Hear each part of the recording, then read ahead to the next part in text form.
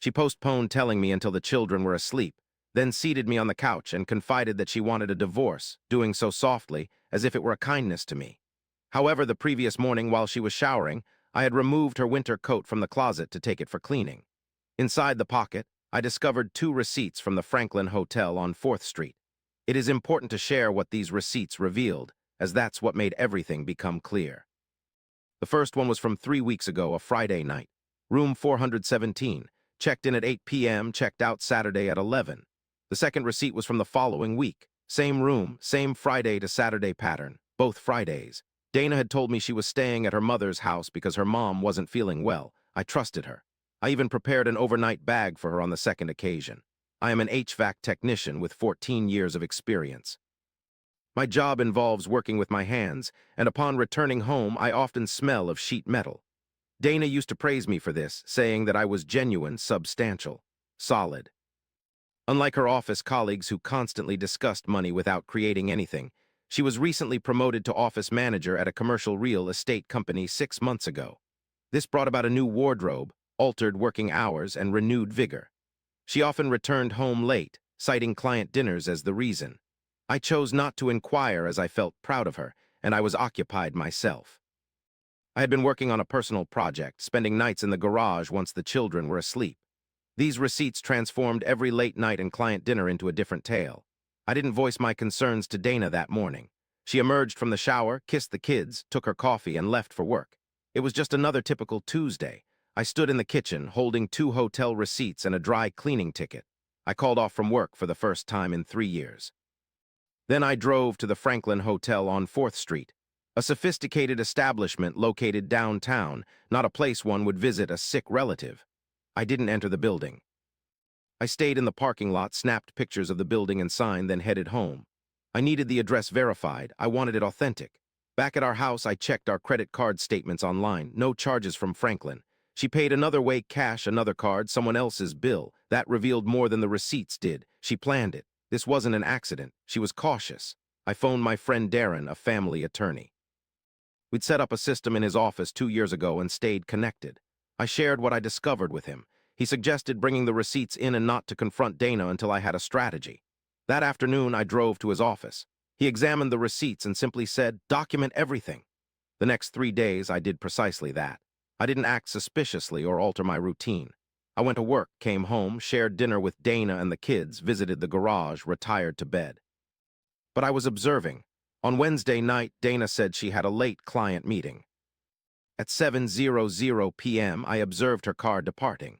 I traced the route on our family car tracking app, which we had installed 2 years ago when Lily began driving to school. Dana was unaware it was also equipped in her vehicle. The application detailed her journey.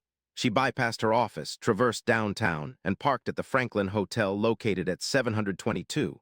She exited at 11:41 a.m. on Thursday. On Friday morning, I retrieved her phone records from our shared carrier account. A particular number kept appearing, both calls and texts, occasionally up to 10 times a day for months. I recorded this number. Subsequently, I provided the number to Darren. He conducted a preliminary lookup. The number corresponded to Cole Brannigan, a 40-year-old man specializing in commercial real estate. His firm frequently collaborated with Dana's company. Darren also discovered that Cole was married with 2 children. I examined Cole's online profile. He wore a polo shirt and flashed a self-assured grin against a BMW, a type of individual who never handled repairs in his life. Saved all data in a folder on my laptop, secured with a password. On Friday night, Dana mentioned her mother required assistance again. She hastily packed a modest bag and bid the children good night. I tracked her car via an app, headed to 4th Street, Franklin Hotel, 7:08 p.m., decided not to trail her. No need, as I had evidence, receipts, GPS logs, phone records, and a name. Already, Darren had prepared the necessary documents. Copies of all were tucked away in his office inside a sealed envelope. What I lacked was a scheme for the money. 2 weeks prior, Rayner Systems, a manufacturer, proposed purchasing a control module I engineered worth $1.2 million. Hadn't disclosed this to Dana, just as she hadn't shared about Cole with me. Interestingly, 3 years before our marriage, I had established an LLC for my side projects. Darren confirmed its legitimacy. Revenue stemming from that LLC, particularly from self-developed intellectual property, was protected, not communal funds, but mine. Over the weekend, upon finding Dana home Saturday with a scent of hotel soap, I contacted Rayner and agreed to the deal. The documents would be completed by Wednesday. The payment was to be wired directly into our LLC account. On Tuesday, I signed the sales contract. By Wednesday morning, the funds of $1.2 million arrived in an account unknown to Dana, hidden beneath a business she'd never questioned. That night on the couch, Dana spoke candidly about her desire for divorce. She presented a prewritten speech. She confessed that she hadn't been content for years, that she still felt affection towards me but was no longer in love, that we had grown apart and hoped for maturity in our separation, considering the children. She made no mention of Cole, not even a syllable. I allowed her to finish. It took her roughly 2 minutes. When she finished, she looked at me as if anticipating an argument, tears, or pleas for her to stay. Instead, I pulled out receipts from the Franklin Hotel from my back pocket. Placed them on the coffee table, I said, 3 consecutive Fridays at room 417 you claimed to be with your mother. Yet here we are. Her complexion turned ghostly pale, not crimson, and she momentarily ceased breathing. In real time, I observed this happen. Continuing the dialogue, I presented her with my GPS logs from the car tracker, a 4-month record of calls to Cole Brannigan. As I vocalized his name, she visibly flinched, as if struck. Then I uttered the words that had been weighing on me for 3 days. "You requested a divorce?" I confessed I had filed mine this morning, and the terms wouldn't align with what she rehearsed in the mirror. Dana hesitated before speaking, opening her mouth twice, then shutting it again. She inquired about when I found out. I replied that I had known for some time. Trying to regain her footing, she claimed Cole was merely a colleague. The hotel was for a confidential company retreat, and the calls were work-related, she argued. Taking my phone in hand, I displayed the GPS log, recited the dates, and showed her the tracking map. Her vehicle at Franklin from 7 p.m. to midnight, 3 consecutive Fridays. Her mother's residence was located 12 miles in the opposite direction. She adjusted her strategy. She claimed it was a mistake once, that it held no significance. I disclosed that I had phone records for months, hundreds of calls, some at 2 a.m. At this point, her facade crumbled. She stopped feigning and her voice turned harsh. She asserted that I had pushed her into it, that I was rarely present, that I reeked of a furnace and spent every available moment in the garage rather than focusing on her. I refused to react. I produced an envelope that Darren had prepared earlier, my divorce petition, my conditions. I placed it on the coffee table beside the hotel invoices. I informed her she had until Monday to review it and respond. No alimony, joint custody 50-50. She gets to keep her car and personal savings. The house is put up for sale. And nothing in my personal accounts was negotiable. She inquired about my personal accounts. I collected the bills from the table, placing them in my pocket before heading towards the garage without responding. She didn't join us in our bedroom that night. From the guest room, I heard her on the phone, sobbing softly, discussing with someone. I assumed it was either Cole or her sister, or possibly both. By morning, she had changed her stance once more. In the kitchen, where I was preparing breakfast for the children, she suggested we attend counseling, stating that every marriage experiences turbulence. She mentioned her intention to end things with Cole and finally acknowledged his name, if I agreed to give her another chance.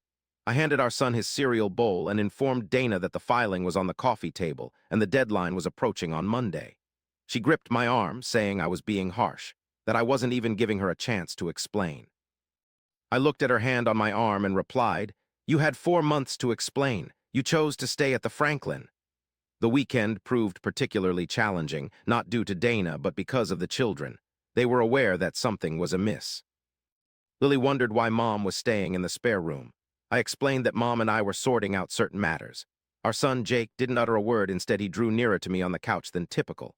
On Sunday evening, Dana informed me she had reviewed the terms. She deemed them unjust. She was keen on keeping the house. I disclosed that the house would be listed for sale as per the agreement. She vowed to contest it. On Monday morning, Dana's sister Rachel arrived at our home. Dana had enlisted her help.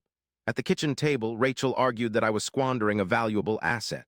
She suggested that every husband occasionally neglects his wife, but it doesn't justify destroying a family. I served her coffee and asked if Dana had told her about Cole Brannigan, the Franklin Hotel, and the 4 months of deceit. Rachel fell silent, glancing at Dana, who stood in the doorway. Dana remained silent. I pulled up my laptop and displayed the GPS data, call logs, receipts to Rachel. I didn't act to embarrass Dana. I did it because Rachel accused me of being a villain and I wanted her to comprehend the entire situation. After staring at the screen for approximately 30 seconds, Rachel stood up, told Dana she would call her later, and exited through the front door without finishing her coffee. That very afternoon, I carried out an action I had been contemplating all week. Using Cole Brannigan's real estate firm's website, I discovered his home phone number. I subsequently phoned his wife, Heather. I revealed my identity to her and discussed the Franklin case, mentioning that I possessed evidence if necessary. There was a long silence on the line before Heather said, "I had a feeling something was amiss. Thank you for informing me." Events progressed swiftly afterwards. By Wednesday, Heather Brannigan filed for divorce. I learned this through another attorney at Cole's firm by Thursday. Cole had been oblivious to this development. He was so engrossed in concealing Dana that he overlooked his own wife's observation. 2 divorces linked to the same broker led to an unpleasant situation for Ugly Optics, resulting in his resignation. I was informed that it was a mutual decision by Cole's managing partner, but everyone in the industry understood the implications. Dana learned about Cole's predicament from a colleague. Upon returning home that night, she told me I had ruined Cole's life. She believed my action of contacting his wife was cruel and unnecessary. While boxing up prototype modules for Rayner, I continued working without stopping and responded by stating that Cole had destroyed his own life in the same manner that he had ours. She declared her intention to challenge my terms, claiming she would find a better lawyer. Upon looking at her, I said, "Fight whatever you wish, but the receipts, GPS logs, phone records, all of that will be submitted as evidence in court. Your name, the hotel, the dates, it's all public record." After standing in the garage for a long time, she eventually turned around and went inside. On Friday morning, Darren contacted me to share that Dana had agreed to my terms without any modifications. The divorce lasted 11 weeks. Dana shifted residence with Rachel. Our child custody was divided, weekly exchange.